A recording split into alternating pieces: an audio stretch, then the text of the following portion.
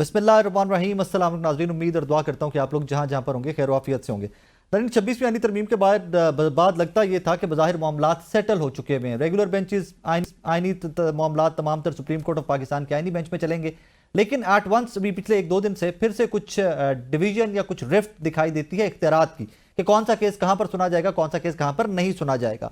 एक मोटी सी बात जो मैं भी समझना चाहता हूँ आज के शो में, वो सवाल अपने मेहमानों के सामने भी रखेंगे। गवर्नमेंट के खिलाफ कोई केस है सुप्रीम कोर्ट ऑफ पाकिस्तान के अंदर, रेगुलर बेंच सुन रहा है, वकील साहब उठते हैं कहते हैं कि जनाब ये आप नहीं सुन सकते, आईनी बेंच सुनेगा। और आईनी बेंच 26 यानी तरमीम के बाद बना हुआ है, मैं कोई ऑड लफ्ज भी नहीं इस्तेमाल करूंगा, लिहाजा अब इसके ऊपर वो केस वहां से शिफ्ट वहां पर कर दिया जाएगा। और इसी तरह का आज इंप्रेशन, इसी तरह की गुफ्तगू आज मंसूर अली शाह साहब ने सुप्रीम कोर्ट ऑफ पाकिस्तान के अंदर भी की है। अब आजम नज़ीर तारड़ साहब ने क्या फरमाया, जरा वो भी सुन लीजिएगा। कोर्ट्स के डिसीजन जरूर आए, लेकिन एग्जेक्टिव मैटर्स में कोर्ट्स के इस तरह के जनरल डायरेक्टिव्स के जी हुकूमत इस तरह से चलानी है, ये ना रस्म है, ना रवायत है, ना ये आइन की मंशा है। क्योंकि हम कहते हैं 3 कंपार्टमेंट्स हैं, अदलिया है, इंतज़ामिया है, मुकन्ना है। ना मुकन्ना यानी कि हमारे मामलात में कोई दखल दे, ना कोई अदलिया के मामलात में दखल दे, और वाइस वर्सा हम अदलिया से भी ये तवक्को रखते हैं कि वो एग्जेक्टिव को अपना काम करने दें। हर मामले में ये कहना कि नहीं इस चीज़ को इस तरह नहीं इस तरह से किया जाएगा, ये मेरे आइन की मंशा नहीं है। आजम नज़ीर तारड़ साहब की गुफ्तगू आपने सुनी, एग्जेक्टिव को अपना काम करना चाहिए, मुकन्ना को अपना काम करना चाहिए। हम भी यही चाहते हैं, बहुत अच्छा लगता है सुनने में, अल्लाह करे कि वो दिन आए भी। बट ये सुप्रीम कोर्ट का मामला जा किस तरफ रहा है, 26वीं आईनी तरमीम के बाद मामलात सुलझने की बजाय मजीद उलझते हुए दिखाई दे रहे हैं, इसके ऊपर बात करेंगे। और फाइनली लास्ट पार्ट जो हमारे आज के शो का होगा वो Donald Trump new American administration पे बात करेंगे कि पाकिस्तान किस तरह इफेक्ट हो सकता है, क्या अमेरिकन फॉरेन पॉलिसी के अंदर पाकिस्तान की स्पेस किस हद तक बन सकती है, और किस हद तक पाकिस्तान की डिप्लोमेसी एक्टिव है, डिप्लोमेट्स एक्टिव हैं, हमारी डिप्लोमेसी किस हद तक इफेक्टिव है अमेरिका को इंगेज करने में। रीज़न कि कल मुझे उनकी इनॉग्रल इवेंट के अंदर, डोनाल्ड ट्रंप के इनॉग्रल इवेंट के अंदर बहुत सारे हिंदुस्तानी तो नज़र आए, लेकिन पाकिस्तानी ना कोई टाइकून नज़र आया, ना कोई डिप्लोमेट नज़र आया, ना हमारा कोई पॉलिटिशियन नज़र आया। सो हिंदुस्तान तो अपने मामलात लेकर करंट रिजीम के साथ भी, डोनाल्ड ट्रंप के साथ भी आगे चल पड़ा हुआ है। सो उसके ऊपर भी बात करेंगे। Let's start with supreme court की आज की जो हैपनिंग है, उससे आगाज़ करते हैं। हमारे इस सेगमेंट में हमारे मेहमान होंगे हसन रज़ा पाश साहब और शहबाज खोसा साहब, दोनों सीनियर एडवोकेट्स हैं। पाश साहब अस्सलाम वालेकुम सर। इस्लाम सर कैसे मिजाज है, खैरियत से?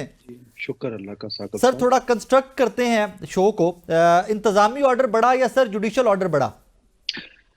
Bye all means judicial order जो है वो वजन रखता है और वही बड़ा तस्वर किया जाता है, क्योंकि किसी भी एग्जीक्यूटिव ऑर्डर को जुडिशियल ऑर्डर अनडू कर सकता है। और ये जुडिशियल पावर्स आइन ने आला तरीन अदलिया को दी हुई हैं। Sir then what exactly is happening in supreme court, जरा मुझे समझाइएगा, एक आम पाकिस्तानी को समझाइएगा कि हो क्या रहा है सुप्रीम कोर्ट के अंदर। देखिए, प्रैक्टिस एंड प्रोसीजर एक्ट आने से पहले और 26वीं तरमीम के से पहले जो मास्टर ऑफ द रोस्टर थे वो एक शख्सियत थे और वो थे चीफ जस्टिस ऑफ पाकिस्तान। ठीक है सर। उसके बाद प्रैक्टिस एंड प्रोसीजर एक्ट आया और उसमें 3 रुकनी कमेटी बना दी गई, और वो 3 रुकनी कमेटी जब से वो अब उसका हुआ स्टार्ट, तो अभी तक उस पर अमल दरामद हो रहा है।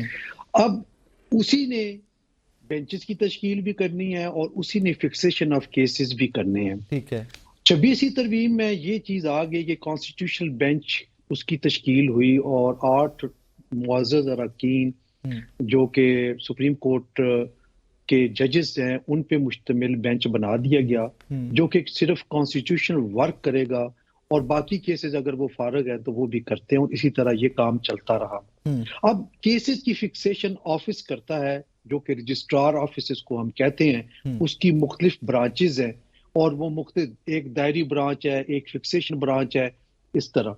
ठीक है। अब फिक्सेशन ब्रांच ने एक केस जो कस्टम्स एक्ट के साथ रिलेटेड था उसको फेस कर दिया जनाब जस्टिस मंसूर अली शाह साहब के बेंच में, और उसके जो ऑथर जज थे जो वो थे अकील अब्बासी साहब जी, जो कि उस वक्त सिंध हाई कोर्ट के चीफ जस्टिस थे। उन्होंने वो फैसला तहरीर किया था जी। जब उस बेंच में थे तो वो ज़ाहिर बेंच टूट गया, वो नहीं सुन सकते थे अपने फैसले के खिलाफ। इरफान सादत साहब पहले थे, फिर अकील अब्बासी साहब आ गए, वो नहीं सुन सकते थे।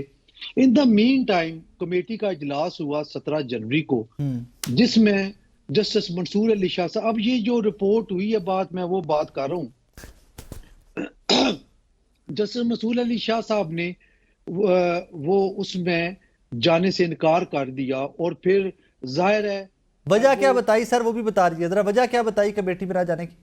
वो वजह जो भी बताई है, लेकिन उनको मैं ये समझता हूँ जाती तौर पे कि जब आप एक 3 रुकनी कमेटी या किसी बेंच का हिस्सा हैं तो आपको जाना चाहिए, वहां पे अपना रिकॉर्ड कराएं एहतजाज, और अगर वोटिंग होती है तो चाहे आप अकेले हैं, आप अपना एहतजाज रिकॉर्ड करा के या एक ऐसा डाइसेंटिंग नोट लिख के, ताकि वो तारीख का हिस्सा बने। लेकिन जो भी है उन्होंने यही मुनासिब समझा कि मैं नहीं जाऊंगा, और वो नहीं गए। और बाई मेजॉरिटी 2 मेंबर्स ने फैसला कर लिया।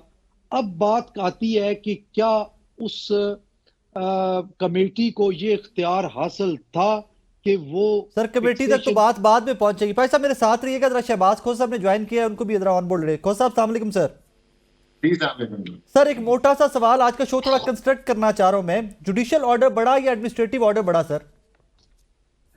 ये तो आपने मतलब क्लियर ही है, जुडिशियल ऑर्डर बड़ा, जाहिर बात है सर। ये आप जानते हैं, मैं जानता हूं, लेकिन कुछ लोग शायद नहीं भी जानते।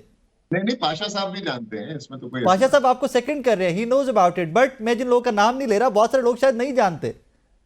अच्छा, नहीं, जुडिशियल ऑर्डर जाहिर बात है, जजेस का काम जो है वो जजमेंट्स देना है। एडमिनिस्ट्रेशन जो है कोर्ट्स की, ये एक बड़ा छोटा सा चैप्टर है इनके पास, जो कि डेली कोर्ट के टाइमिंग्स रेगुलेट करता है, ये कॉन्स्टिट्यूशनल बेंचेस और इस तरह की चीजें रेगुलेट करता है। ये एडमिनिस्ट्रेटिव काम है, ये जाहिर बात है फौकियत एक जजमेंट के, सुप्रीम कोर्ट के जजेस की जजमेंट पे नहीं ले सकता। Then sir, what exactly is happening in Supreme Court of Pakistan? A court within the court? Sir ये तो 26वीं आईनी तरमीम का हम पहले दिन से कहते आए हैं कि ये एक अनसस्टेनेबल सी अमेंडमेंट है, और ये जल्दबाजी में वेस्टेड इंटरेस्ट के लिए की गई है। इसमें प्रॉपर स्टेक होल्डर इनपुट जो है वो आई ही नहीं है। ये जो 26वीं आईनी तरमीम है, ये इंडिपेंडेंस ऑफ जुडिशरी के भी खिलाफ है। इसीलिए हम डे 1 से कह रहे हैं कि एक तो जिस तरीके से लाई गई वो लाई ही नहीं जा सकती थी, बट ये अमेंडमेंट का मतन ही ठीक नहीं है। ये जजेस जो है उनकी अपॉइंटमेंट में आपकी एग्जीक्यूटिव का रोल हो, ये कहां से इंडिपेंडेंस ऑफ जुडिशरी के साथ है। और इसीलिए हम डिमांड कर रहे हैं फ्रॉम डे 1, और इसमें पाकिस्तान की मोस्ट बार्स जो हैं वो ये डिमांड कर रही हैं कि 26वीं आईनी तरमीम के केसेस जो हैं ये पूरी सुप्रीम कोर्ट के सब जजेस पे मुश्तमिल फुल कोर्ट सुने, ताकि इसको थ्रेडबेयर देखा जा सके, क्या ये सुनी भी क्या ये सस्टेनेबल भी है या नहीं है, क्या ये मुतसादिम तो नहीं है जो कॉन्स्टिट्यूशन की बाकी शिकें हैं उनके। अब ये आपके सामने एक क्लासिक एग्जांपल है कि 2 सुप्रीम कोर्ट्स बन गई हुई हैं, और जो चीफ जस्टिस साहब हैं वो सेरेमोनियस किस्म के चीफ जस्टिस हैं, जबकि कॉन्स्टिट्यूशनल कोर्ट जो है उसको सारी पावर्स आपने दे दी हैं। अब ये सवाल आप सुनते ही आ रहे हैं, ये मजाक ही बन गया हुआ है कि क्या वो कॉन्स्टिट्यूशनल कोर्ट जो है वो कॉन्स्टिट्यूशनल है और बाकी क्या अनकॉन्स्टिट्यूशनल है। यही सवाल जो है ये जस्टिस मंसूर अली शाह ने भी पूछा है कि क्या आप 191A में अमेंडमेंट करके सुप्रीम कोर्ट के जज से उसके इख्तियार ले सकते हो। तो ये सारी बातें हैं जो कि ये अभी केस में चलेंगी, ये चलेगा आगे तो इसमें पता चलेगा। और हमारा तो डिमांड ये होगी कि इन सारी कबाहतों से बचने के लिए फुल कोर्ट सुप्रीम कोर्ट की जो है, That's exactly where I was heading. Full court नजर आ रही है आप लोगों को? जी देखें, ये डिमांड जो है ये कराची की बार्स ने दे दी, कराची बार एसोसिएशन ने दे दी, Lahore high court bar association ने दे दी, लाहौर बार एसोसिएशन ने दे दी, इसी तरह रावलपिंडी से भी यही डिमांड एको हुई है, इस्लामाबाद हाई कोर्ट से यही डिमांड एको हुई है, इस्लामाबाद बार से यही डिमांड एको हुई है।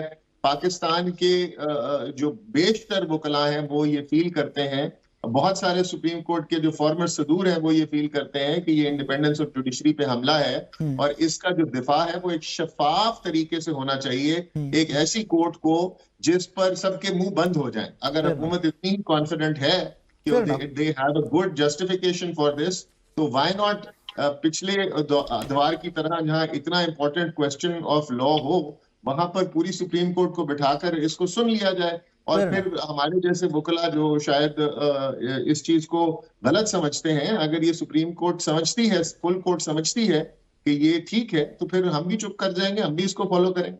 चलें पाशा साहब, मैंने सुना हुआ ये कि जब भी कोई मामला दो अफ्रीकैन के दरमियान आ जाए तो कहानी यहाँ पे खत्म होती है, आई सी यू इन द कोर्ट। अब वो पता नहीं कोर्ट में ढूंढता हूँ कि जिसके बारे में ये कहा गया था आई सी यू इन द कोर्ट, यहाँ पर तो कोर्ट ही एक दूसरे को देख रही है। सर ये 26वीं आईनी तरमीम वाला मामला भी आईनी बेंच के सामने जाकर लगेगा मौजूदा एज ऑफ नाउ?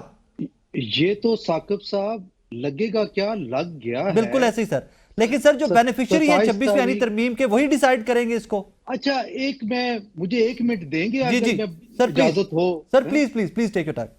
अब जिन जजेस को बेनिफिशियरी जजेस कहा जा रहा है जी, ये एतराज है कि उनके सामने नहीं लगना चाहिए जी, और जिन जजेस को इफेक्टिव जज कहा जा रहा है जी, उनके सामने लगना चाहिए। नहीं लगना चाहिए sir, I think full court के सामने लगना चाहिए। तो आप देखिए फिर कहां सर सबके सामने लगना चाहिए ना, फुल कोर्ट के सामने। नहीं, मेरी अर्ज सुने, फिर कहां लगे? Full court sir. और सुने ना, वो जो है अब फुल कोर्ट बिल्कुल बड़ी अच्छी ख्वाहिश है, और हम ये पहले भी मुख्तलिफ केसेस में जब वो बेंचेस बनते थे, मर्जी के बेंचेस बनते थे, उस वक्त हम ये कहते थे कि फुल कोर्ट और हमारी बातें नहीं मानी गई, पाकिस्तान बार काउंसिल की बात नहीं मानी गई, सुप्रीम कोर्ट बार की बात नहीं मानी गई। लेकिन अब 26 अमेंडमेंट आने के बाद गलत हुई है सही हुई है उसमें मैं नहीं पढ़ता, जिस अंदाज में हुई है या जैसे भी हुई है। एक पाशा साहब हमने आपसे सीखना होता है, प्लीज सर, गलत को गलत कहें, सही को सही कहें, हमने आपसे सीखना होता है सर। ये बहस ना करें कि हमने नहीं पढ़ना इसमें, आपने पढ़ना है सर इसमें। एक कानून की इम्प्लीमेंटेशन होगी या साकिब साहब जी, ये मेरे कहने या ना कहने से या आपके कहने या ना कहने से बात नहीं बननी जी, एक इम्प्लीमेंटेशन हो गई है। अब जब तक वो है उस वक्त तक आपको 26वीं तरमीम के साथ गुजारा करना पड़ेगा। हो सकता है कि ऐसी इसमें शिक्के हों जो अमेंडमेंट हुई हैं, जाती तौर पर मैं समझता हूं कि वो गलत है, वो नहीं होनी चाहिए। अब जो हो गई है उस पे अब गुजारा तो करना पड़ेगा। ये कह देना कि ये इस तरह हो जाए, इस तरह हो जाए, भाई एक चीज, एक पहाड़ गिर गया आपके सर पे, आप उससे निकलने की कोशिश करें। आप ये ना कहें कि अब ये पहाड़ तो गिर गया है, लेकिन कैसे गिरा है, क्यों गिरा है, ये गिर गया। ये चीजें देखें, आपने इन्हीं जो अवेलेबल जजेस हैं इनके साथ रहते हुए आपने निकलना है इनसे। मुझे नहीं लगता कि इनमें से कोई ऐसा, अब आयशा मलिक साहिबा हैं या मंदोखेल साहब हैं, कोई भी जज आप ले लें, क्या आपको ये 26वीं तरमीम के बाद ये जजेस बनने हैं? ये तमाम जजेस 26वीं तरमीम से पहले के जजेस हैं और उन्होंने कई ऐसे फैसले किए हैं जिसमें हम सब ने, आपने वाह वाह भी की है, तारीफ के डोंगरे भी बरसाए हैं। तो ये कह देना कि ये बेनिफिशियरी हैं, मैं इस मिथ को मैं कम से कम मैं तो नहीं इसको समझता। आपका ओपिनियन है और मेरे लिए बड़ा ऑनरेबल है सर। सिर्फ just for the clarity, just for my clarity, जी, क्या उनके पर्क्स एंड प्रिविलेजेस बढ़ गए हैं? क्या वो बाकी जमानतों के केस और सिविल और मैटर्स और स्टे मैटर्स वो नहीं सुन रहे?